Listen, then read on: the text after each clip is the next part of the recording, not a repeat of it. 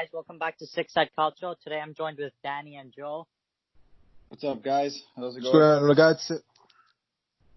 It's going to be a short podcast today. We're just going to be recapping MatchDay 25, the remaining 4 games that need to happen.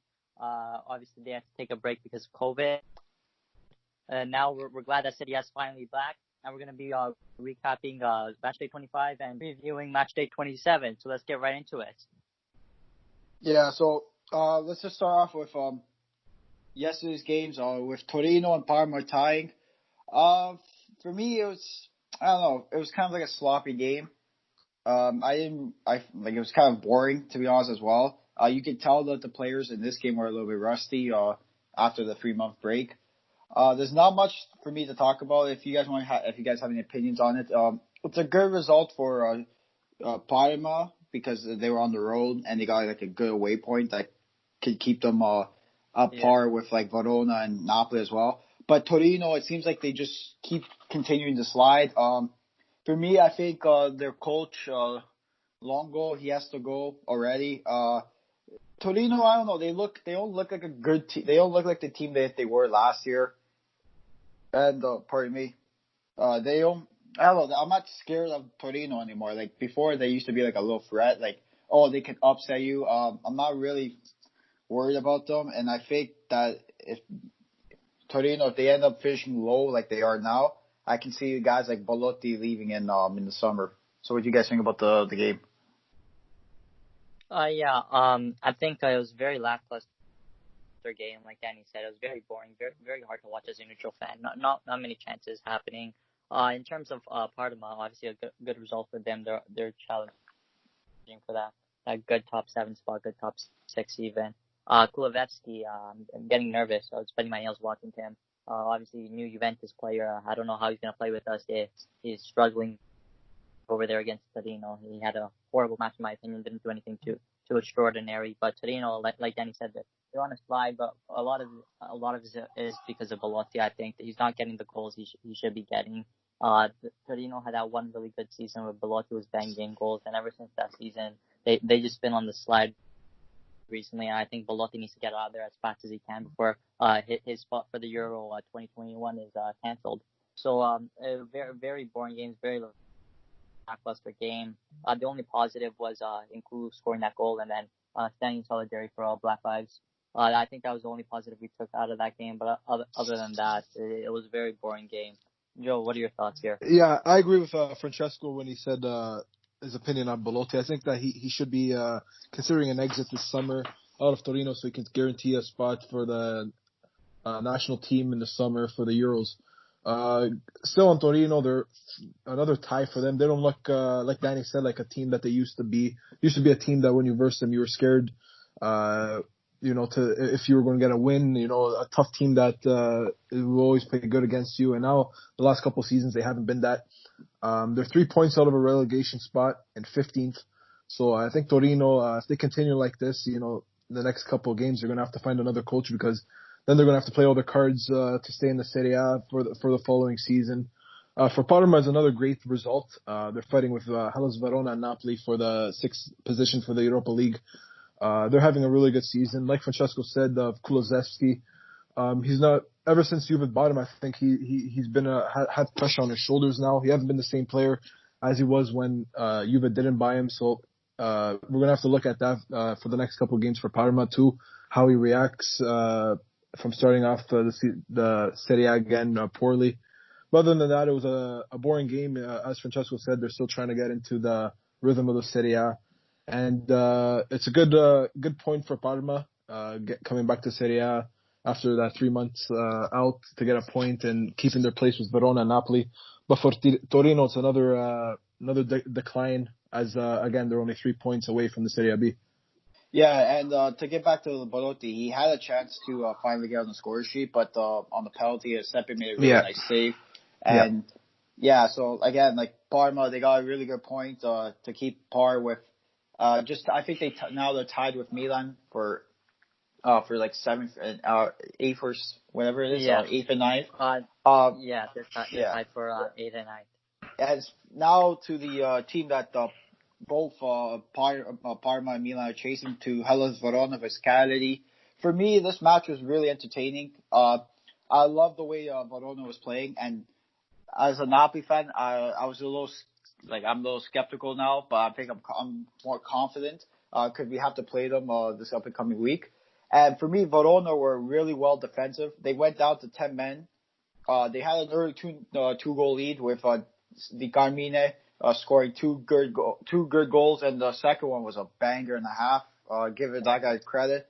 Cagliari, they battled back, and then they got a stupid second yellow. In my opinion, that was lack of coaching, poor coaching. And Verona, they kept their shape well. They were defensively really good. For me, the player of the match was Amrabat. He was really good, and he was causing problems for Cagliari as well. And yeah, so Verona, sorry. They're a good defensive team. They're really good defensively with Romani, Kumbula in the back, and also Faroni. He was playing really well. And yeah, so what do you guys think about the game? Yeah, I think this was a more entertaining match, obviously, after that Torino sleep fest over there.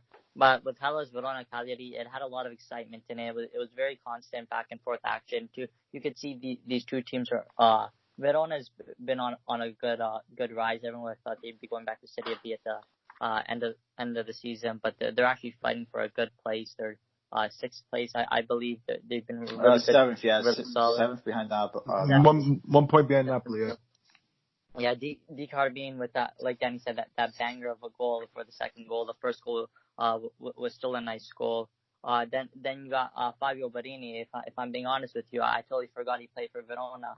I was watching the game. I'm like, there's no Barini, and then I see the guy and he's getting sent off. So very, very, very entertaining game. Cagliari almost bounced back with Simeone's goal, but it just wasn't enough. And then, like you said, it has everything you want. It had 3 goals, two to Verona, 1 to Cagliari. It was back and forth action. You got to see good defensive plays from both teams, and then you got 2 red cards. What better match could you ask for?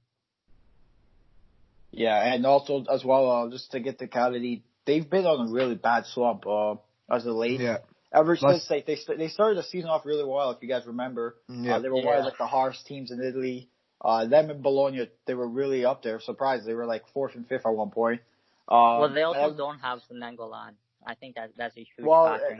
For me, that wasn't like a huge factor because like they've had him, and it's just I think recent times they just like lost him due to injury.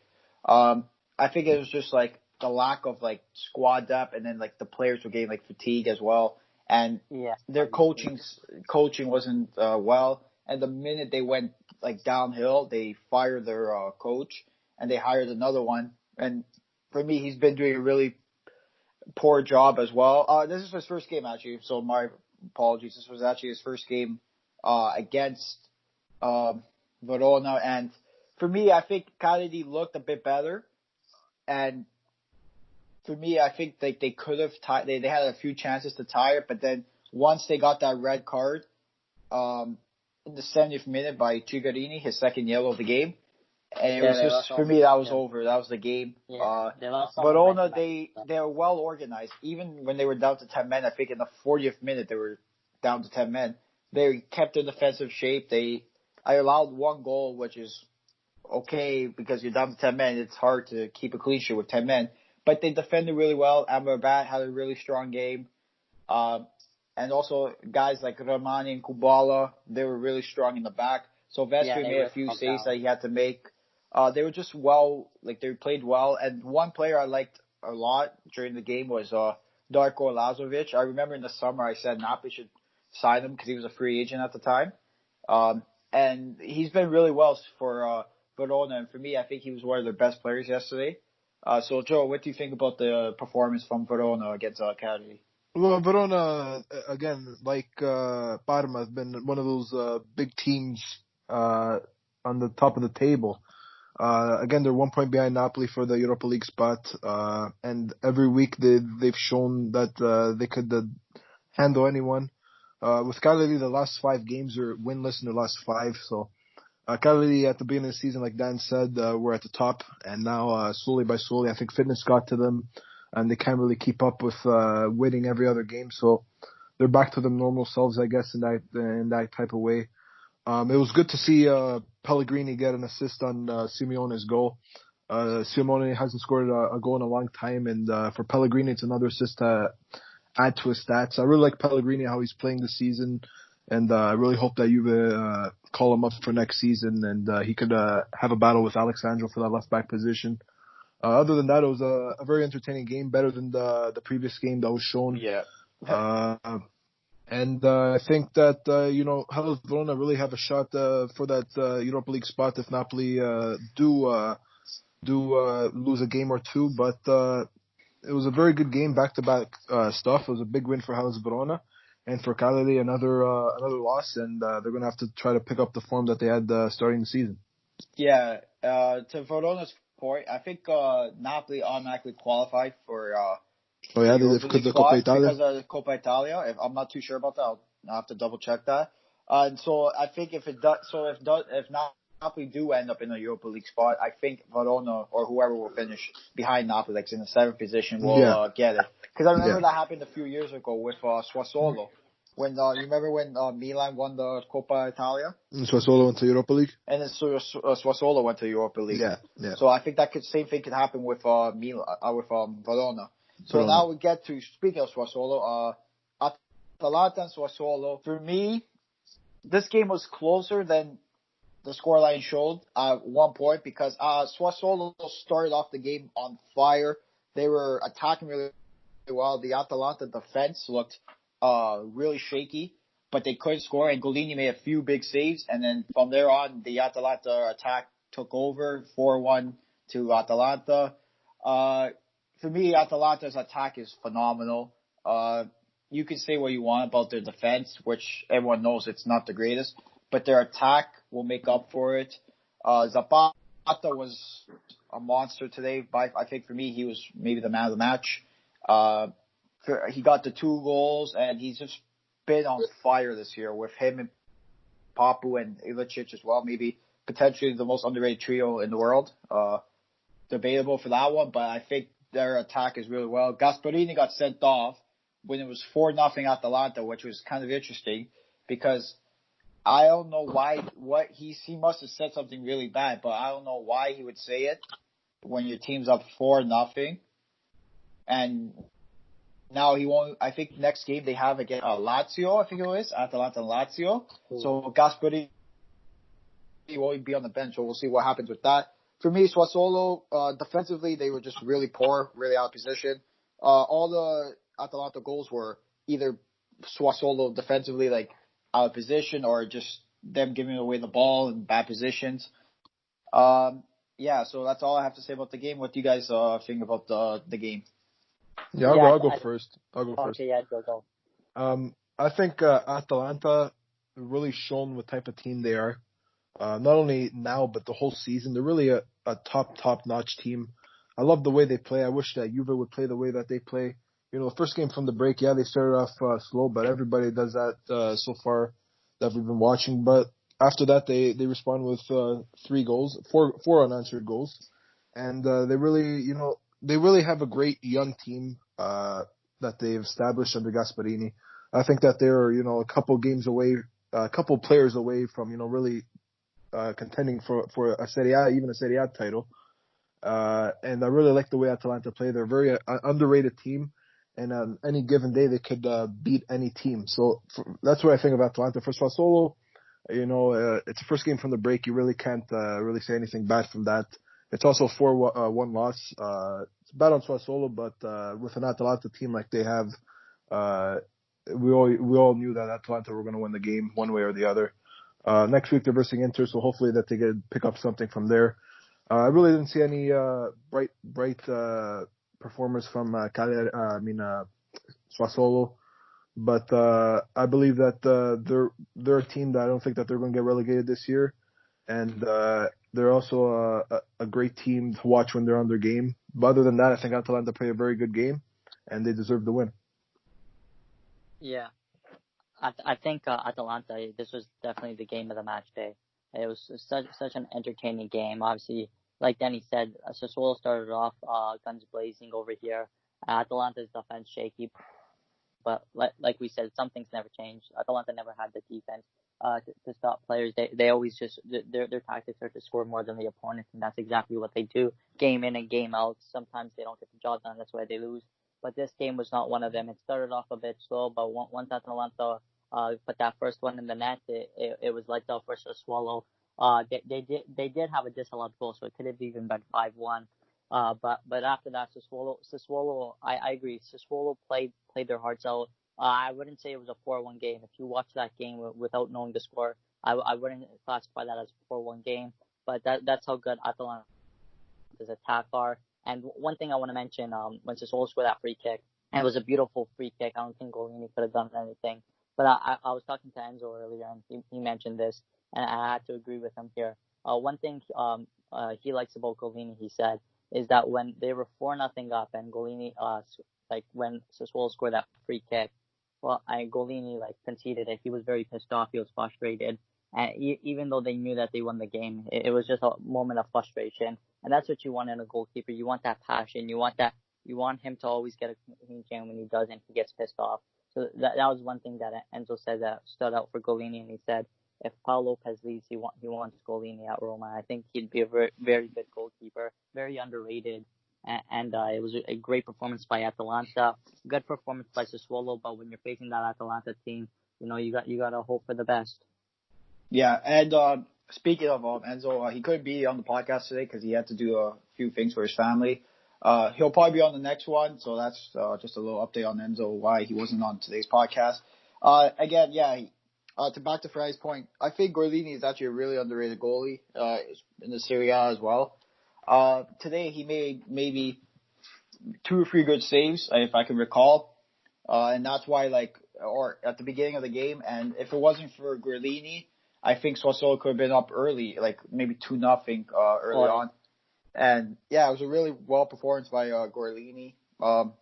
He's the reason why I think Atalanta were still 0-0 before maybe before the 15th minute or what? When did they? I think it was the 12th minute they scored. Yeah, the 16th minute, and he was a big part of why Sassuolo didn't take an early lead. So who knows if it wasn't for Gorlini making those key saves in the beginning of the game, what the score line could have ended up being. So, and the next match we go to now is Inter versus Sampdoria. For me, this was a game of 2 halves. In the first half, Inter looked really dominant. Sampdoria, they looked really out of it. And once the halftime whistle blew for the second half, it just switched, and Sampdoria were the better team in the second half. Inter, they looked really shaky. They looked too different. They looked like 2 different teams in this match. They got 2 big goals by Lukaku and Martinez, but after Martinez scored, he went invisible for me. He didn't do much. Lukaku, he was causing problems in the first half as well. But then once the second half came, it was all Sampdoria, and Forsberg got a goal for Sampdoria to get them back 2-1.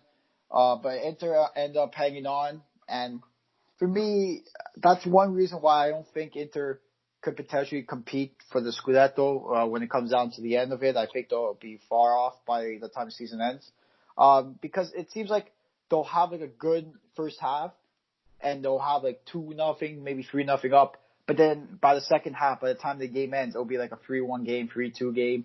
It seems like they always switch when they know they're in control, and I don't know if that's because of Conte or if that's just the fatigue of the players because they play the Coppa Italia and they also have this match right now. So I don't know. I think if Inter want to really compete for the Scudetto and continue to compete, I feel like they just play their game 90 minutes and not worry about changing up too much. Because if they play the way they did in the first half, in that second half, I think this game could have been 4-0 Inter. That's how dominant they were. But again, in the second half, they switched and Sampdoria took control. So give Sampdoria a little bit of credit. Ranieri got his men ready for that second half, and they almost tied it up close to the end of the game. You guys have any opinions on that? Yeah, I gotta agree with you there, Dan. Yeah, definitely, it was both half a piece for each team. Inter was mostly dominant in the first half. They were all over Sampdoria. Sampdoria looked like a Serie B side in the first half. Inter was doing amazing passing plays. Got to give them credit. The first goal with Lukaku and the second goal with Lautaro. It was a great team goal by both of them. It wasn't just a solo run and a pass or an assist and a goal. It was the whole team making great passing plays in order to get those 2 goals. So it was a great first half from Inter. I just think in the locker room, Ranieri said, "What the fuck is going on here? We need to put Inter where they deserve to be. We gotta show them what we're capable of. Let's go and get that second half a piece of our minds." And then Conte said, like, there's nothing. In all fairness to Conte, there was nothing to criticize about Inter in the first half. They were played almost picture perfect football over there. So you can't really like say, okay, listen, we gotta just continue playing our game. And I think that's what Conte said. Second half comes around, Sampdoria they're a different team. They look like the Serie A team that they are now, and they just really pressured Conte's men, and they couldn't really do anything. They were tired. Lautaro disappeared after that goal, like Danny said, like he does in big matches. And then after that, Conte brought on some substitutions for some fresh legs.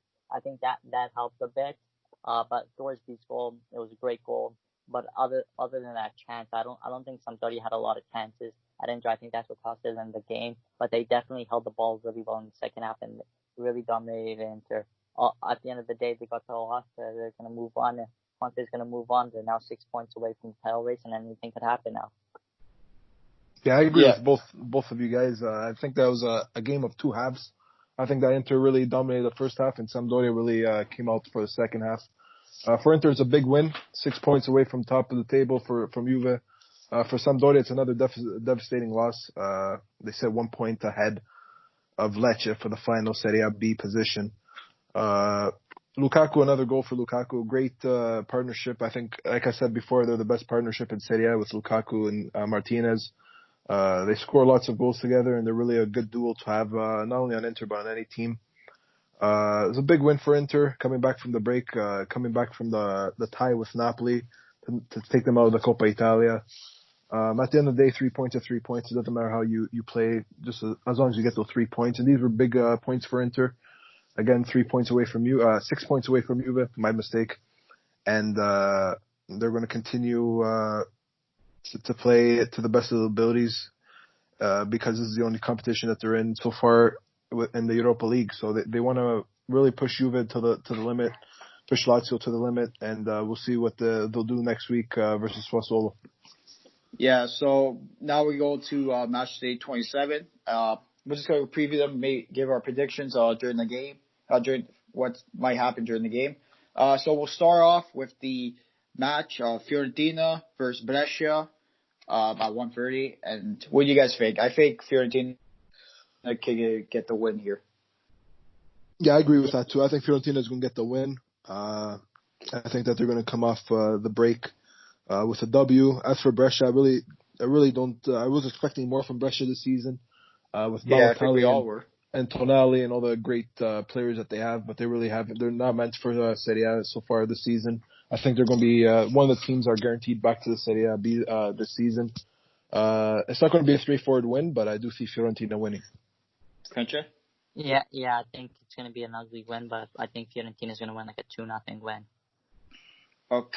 Okay, so now next match we have is Lecce versus Milan. You know what? I think Milan could get a sneaky 1-0 victory here. What do you guys think about this match? Yeah, I think it's gonna be. I'm gonna go under the bus here. I think it's gonna be a tie. I don't think Milan's fit enough. I think Lecce has a lot to prove. Obviously, they're in the relegation. I think it's gonna be a 1-1 draw. I think that this game is going to be a back and forth game. I think both teams are starting to get into that shape of Serie A again. But I do believe that Milan will come with the win. I think it's going to be not straightforward. I don't think any of these games this week will be a straightforward win. But I do believe Milan would win, I think 2-0. Yeah. Okay. Next match we have is the last match of tomorrow, or the 22nd. Tomorrow. Bologna versus Juventus. So I'll let you guys take the floor here since this is your team. Fred, if you want to start. Yeah, I'll go first here. Juventus Bologna. I think this is a very important game for Juventus. This is Sarri has Agnelli grabbing him by the shoulders at this game. It's a must-win game for Juventus. for Juventus fans, for Sadi's job, for Sadi's sanity too. There's a bus stop, a reported bus stop that Sadi called bullshit earlier with Pjanic. So I don't know who's going to start. If Pjanic starts, I'm going to say it's going to be a very ugly 1-0 win for Juventus. If Aaron Ramsey starts in the midfield, I think it's going to be a very comfortable 2-3-0 win.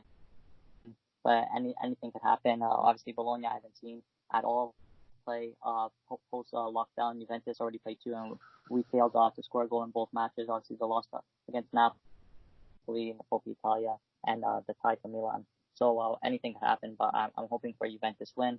Obviously, I think it's going to be 2-2. I'll say 3-0 if Ramsey starts, 1-1 if Pjanic starts. Okay, Joe, what do you think? Well, coming back from these 2 bad games, one with Milan and of course the final loss with Napoli in shootout.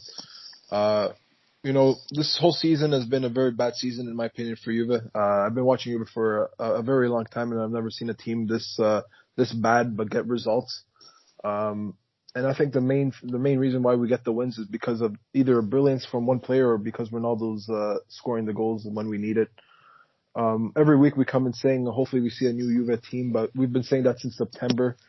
And every week Juve has been looking the same. So I see no improvement to the games. It doesn't matter who starts in midfield; it's all garbage. And the attack, it's another garbage. The attack, we say Douglas Costa, Dybala, Ronaldo, and then they play, and it's just a terrible performance. Obviously, like Francesco said, it's a must-win for Juve. Everybody's against the club right now. Everybody's against the owners. Everybody's against the coach. So it's not a very pleasant sight here. But I do have an opinion. I think that Juve plays better when Gonzalo Higuain's in the team. I don't care about the midfield. Midfield, all of them are shit. So it doesn't matter who starts in midfield. But in my opinion, when Higuain plays, the attack plays more fluently. He can hold up the play and switch to the either sides, and that's a player that we really need. Another thing that's garbage about us this season is that we have no depth on the bench. For the Coppa Italia game, I think our best player on the bench was Bernardeschi, and that tells you something from Juve. So right now, yeah, you could tell that I'm very disappointed with the way things are going at Juve. From management to the playing style to the coach, I've never seen anything like it. We lost the Supercoppa, we lost the Coppa Italia, and the Serie A, we're 1 point ahead of Napoli, Lazio, which is not a whole lot. That's one game. And in the Champions League, we're losing 1-0 to Lyon. So this season's been very piss poor from Juve. And if we don't really go far in the Champions League, and if at the end we don't win the Serie A, I think that Sadi better be packing his bags and going back to wherever he came from before.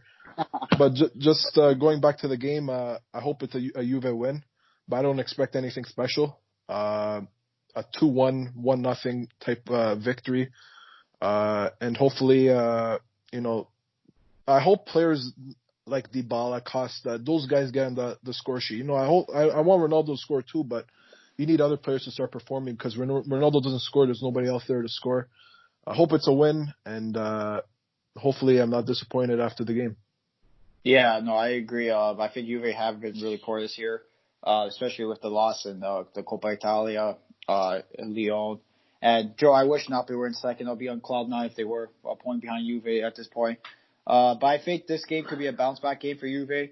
I don't know why. I feel like Maurizio Sarri should just switch up the formation, try something new. Maybe try Dybala at the cam, put Higuain, Ronaldo if Higuain's actually fit enough for this game. And I feel like Juve could bounce back after those 2 poor performances in the Coppa Italia, and I think they can get maybe a 2-0 victory over Bologna. But I won't count on Bologna to put up a little fight against Juve because they are a spunky team.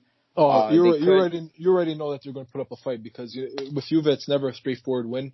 It's always it doesn't matter who we face. We always play like garbage. So Bologna is going to have a really good chance of winning this game too. Yeah, I feel like Bologna could put up a fight because they're a team like that too. They're a team like that could get the first goal and then kind of like rattle like, oh, are we actually going to lose these guys? But then, so I feel like Juve could get like maybe a 2-0 win, but I wouldn't be surprised if it's like a 2-1 scrappy win at the end. Yeah. So now we'll go on to the Tuesday matches on the 23rd. We'll start out with Spal vs Cagliari. I feel like Cagliari could get a victory here. What do you guys think? Yeah, I think based on what I've seen of Cagliari, I haven't seen Spal. I'm gonna have to give the edge to Cagliari. I think it'll be like a scrappy 2-1 win in Cagliari's favor. I just don't see Spal without any fans. This is gonna be their first match back. Cagliari already has that fitness. They have the match experience already, so I think Cagliari's gonna be favored here. I'm gonna give Cagliari the edge of 2-1. Yeah, I agree with Francesco. I think that they're going to want to bounce back win. And Spal is another poor side this season, and I think that they're going to go also to the Serie B. It's not going to be straightforward, but I also think that Cagliari will come through and win the game. I think it'll be a 3-1 win. Yeah, and also I think they said João Pedro might be fit enough for that game, which he did miss the Verona game, so that's a big boost for Cagliari as well. For his he's the top goal scorer in Cagliari. So the next match we have, and this one's going to be an interesting one. It's kind of weird for me saying this. I'm actually looking forward to this match. Verona versus Napoli. I think Napoli can come off the Coppa Italia with a nice win here. I know Verona is really good defensively, but I just think Napoli will have like the edge, the momentum from the Coppa Italia win, and pull off maybe a 2-0 victory over Verona.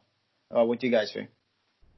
Yeah, I just think sometimes history repeats itself. Danny, you're going to kill me for saying this, but the last time Napoli celebrated a win against Juve, they went on a bad run of form. I think Verona, and at the beginning of the season, if I told you that Verona versus Napoli was going to be a very intense game to fight to see who's ahead of who, I think you just laugh in my face. But obviously this season's full of surprises. Verona and Napoli are both near that top of the table in that fighting for that top 6 spots. I think Verona's going to take this. I think it's going to be 2-1. I think Napoli's going to score first, and Verona's going to score two goals right after and win the game. Going into this game, I think the Napoli are going to be on the high, but also Verona, they really want to be ahead of Napoli, like Francesco said. But I just think that because Napoli already played a game and Hellas Verona is starting to get back, I think Napoli will take the win. It's going to be a very intense game because both these teams are fighting for that, that 6th position. But I do think at the end Napoli will pull up with the win, 2-1. Okay. And then the 3:45 games, we have Genoa versus Parma. I think Parma will take this one. I feel like they'll just continue to do well in Serie A, maybe even get to that 7th position. Genoa, for me, Genoa has been really poor. I don't know what happened. They seem like they have a decent team on paper, but they've just been really poor, and they need this victory because they're only a point up the relegation zone. And if, say, Lecce do win against Milan, it could be trouble for Genoa, and I think they could potentially go down as well. So what do you guys think about the Genoa versus Parma match? Yeah, I think Genoa's been poor this season, but I think there's one key ingredient missing in Genoa's success, and that's the man, the myth, the legend, Stefano Speraro. I think Parma, they were my dark horse in the Serie A. I said that they were going to be 9th place, and so far they've exceeded all my expectations. So I think I could vote for them to lose a week odd out. So I'm going to say Genoa 3-1 win. Speraro on the scoreboard. Joe, what do you think? I think that this game is going to be tough for Genoa because of Parma already playing a game, getting into the form, getting their legs moving. But I do Genoa is one of those tricky teams that once in 10 games that they pop off and they surprise teams. And I think it's going to end up as a draw, 2-2. They also 2-2? Do have Serie A legend Mattia Perin. Yeah, Mattia Perin. Yeah, but Parma have Sepe, who's been really in form as well. He's been really good this year for them. I think and I don't think for me, I don't think Genoa have the attack to say, oh, okay, they could potentially upset Parma. For me, I think they've been really poor, and their top goal scorers are left back Crescito. So Crescito, yeah, that's what it says about the team. Not trying to rip on Genoa.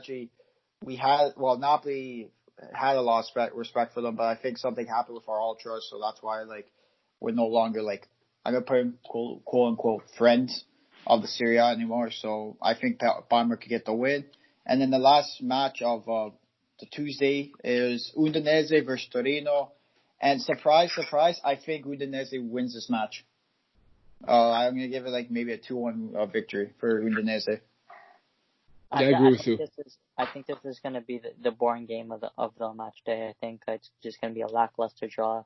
I'm going to say 0-0.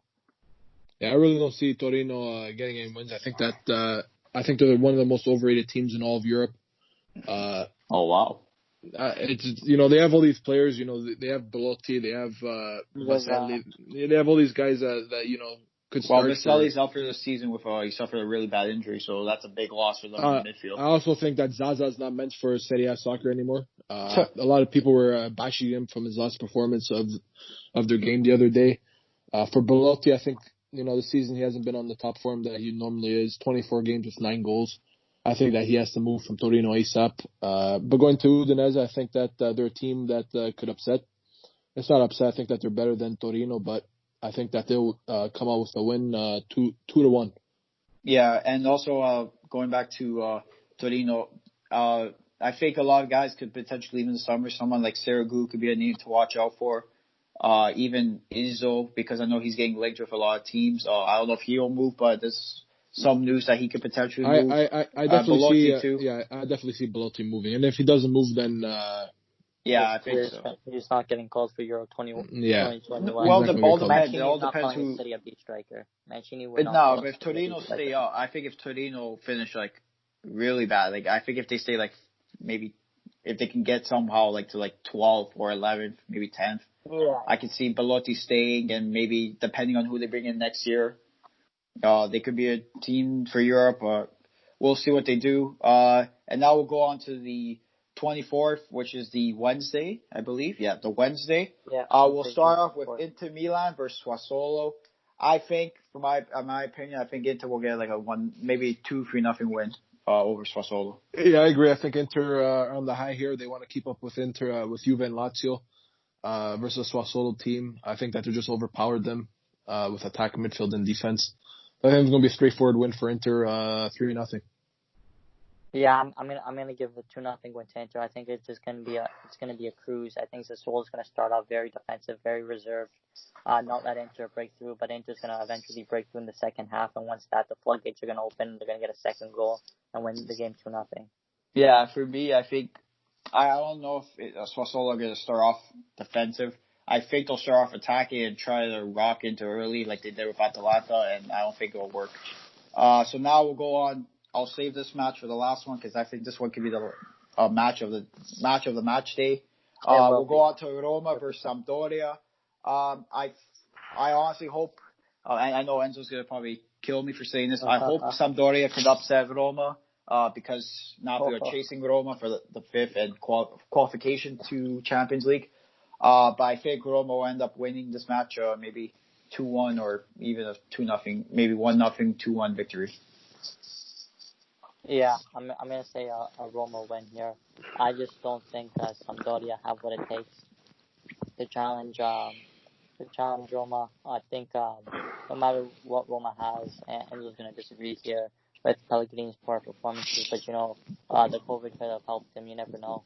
But I think Roma's gonna win. It's gonna be a very ugly win. I think Enzo's gonna be at the edge of his seat, the poor guy, and I think it's gonna be a 1-0 win for Roma. Yeah, I think that it's not gonna be a straightforward win, but I do think that Rome will end up getting the 3 points. Sampdoria, I think they're a good team and all, but I think that they're just not on par with Roma. I think it's going to be a straightforward win for them also. I think it's going to be 2-0 Rome. Okay, so now we get to which I believe could be potentially the match of the match days. 100%. Atalanta versus Lazio. Oof. And the last time, if you guys recall, these two teams played, Lazio were up, or Atalanta were up 3-0 early on, and Lazio came back to tie at 3-3. I don't think it's going to have enough spark like the last time. But I think this match could be maybe even a 2-1 victory. I'm going to say 2-1 victory for Atalanta. I don't know how Lazio are going to play because this is their first match back from the COVID. And I don't know how they're going to play. I don't know if they have enough depth to compete with Juve and Inter. I think Atalanta will win this match 2-1. Yeah, I think this is definitely like what Danny said. Match of the match day. I think the biggest I would have went with an Atalanta win, but I think the biggest I don't know how to word my words here, but I guess downfall for Atalanta is that Gasperini won't be on the sidelines. I think Yeah, that's the biggest huge loss. like the biggest advantage that Lazio have is they actually have Yeah, their coach. But I don't know if yeah, it will make a difference because like I saw it today when he got sent off, he was in the stands. Like he was like in the stands, he was still yelling at the team. So I don't know how yes. like if it will make a difference because there's no I fans. just think I think mentally Gasperini is going to be frustrated. The fact that when he's yelling, and sometimes maybe the players won't be able to hear him, he can't just get up and go to the touchline and stand up and yell and orchestrate the play like he wants to. So he has to really prepare the team beforehand to do what he wants to do and try to predict what Lazio's going to do so he could orchestrate the play before the game and then at halftime to see, like, give him talk to see what's happening.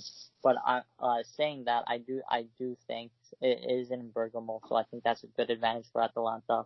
I think it's going to be a very, very, very scrappy. I think it's going to be a 4-3 game for Atalanta. Joe, what do you think? I'm hoping that Lazio drop points in this match day to give Juve a little breathing room. I really hope that Atalanta play the way they did today versus Lazio and really come out and deliver and finish their chances. I'm hoping for Lazio to drop points, and I really hope that they do. And I really think that it will happen. I think Atalanta are going to give them a fight, but like Danny said, it's not going to be like the first game that they had. I don't think it's going to be 6 goals involved.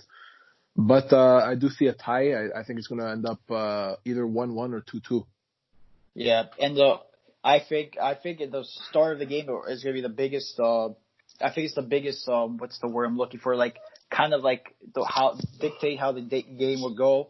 Yeah. I think if whoever team starts off well, as long as they capitalize on their chances, I think that could be the difference. Like today, like Atalanta, they were shaky. They didn't start off really well, and Sassuolo took it to them for like at least the first maybe 10 minutes. Gorlini had to make a few good saves. And that shifted the game, and Atalanta took that momentum and buried 4 goals against Sassuolo. So you could potentially see that in the Lazio game, where both teams having great attacks with Luis Alberto playmaking from his position and Immobile finishing the goals. So if Lazio can get off strong, I think they could potentially take it. But I want to see a 2-1 Atalanta win. That's what I think. Yeah. So I think that's all. That's all for the Matchday 27. So hopefully you guys enjoy this podcast. Thank you guys so much for the support you've been giving us lately, especially with the Coppa Italia watch party. Our pictures are doing phenomenal on Instagram and on Twitter. If you guys are not following our Twitter or Instagram, it's at 6i Calcio for both Instagram and Twitter. Our YouTube channel, we are starting to post more videos on YouTube now. It's the same 6i Calcio. We just posted a Napoli Napoli fans reacting to the penalty and Napoli winning the Coppa Italia. That's on our IGTV or YouTube. That's on our IGTV and also YouTube. It's actually really good. I'm not being biased as a Napoli fan and also as a member. It was really well put together from a Juve fan. And just to see that the great emotion from the Napoli fans on how they reacted to that historic moment. Because it's not like, I think, Danny, you said it best earlier on. One Coppa Italia for Juve is like 30 for Napoli. So I think that moment with vice versa. One Coppa Italia for Napoli is like 10 Coppa Italias for Juve. Like it doesn't happen often, but when it does, Napoli fans will celebrate. It's especially it's really nice to see, especially during this tough time where there couldn't be any fans in the game and we're all just in quarantine. It's a tough time for everyone, especially in the world, with all the BS that's going on. And hopefully it gets better soon and we can go back to our normal lives. But seeing Napoli win the Coppa Italia and then seeing the reaction that they had in Napoli, especially you could tell it meant so much to them, especially even if some fans say, oh, it's just a Coppa Italia, why are they overreacting? I think if any other team would have won the Coppa Italia besides Juve, they would be celebrating like it's a World Cup or like a Champions League, and that's what the Napoli fans do. That's the passion that they have, and not to like go on with it, but I just want to say thank you guys so much for all the support and love you guys have been giving us. Continue to do support, because if it wasn't for you guys, we wouldn't be doing this. And so if you guys have anything else to say before we wrap it up, it's your time to shine. I just want to continue on that conversation. Be sure to check out, if you haven't, Coppa Italia watch party. We posted a video of the last 15 minutes of the game. That includes the penalty shootouts and such. I think that, especially that moment over there, Danny, when Malik scored the last penalty, the dagger in the heart before he puts on a black and white jersey for the next season, unfortunately. I think that just screamed the definition of passion. The way you screamed, and I heard you crying. It showed pure passion, and it showed how much more Napoli wanted it than Juve. And I think that was the big passion to win. Before you guys watch that video, I recommend, if you do have headphones, please have your volume at really low. Because we have, instead of one Napoli fan, and I know I'm loud enough as a Napoli fan, we have two Napoli fans. And especially with me, I had a few personal issues to take care of this past year, and with COVID and stuff as well. This just I can't even speak because I'm it's getting to me right now. But this felt so relieved. I felt so relieved that Napoli finally won the silverware. I get to see them win silverware, and especially the season that we were having, to win the Coppa Italia. It went beyond my head. I never would picture Napoli lifting a trophy this season, especially the way we were playing. I just want to give a quick shout out to Gattuso. He said that this Coppa Italia run was for his sister, and you could tell that the players were playing for him and for also his sister Francesca. So shout out to Gattuso, and thank you so much for changing Napoli for the better. And you could tell that the team is a lot better, and that they are playing for not just for themselves, but they're also playing for the badge and also for Gattuso. So let's give a quick shout out to him. So I think that's all, guys. Thank you guys again for enjoying this podcast. We'll see you guys next time. And ciao ragazzi. Ciao, guys. I was nothing but loyal to you.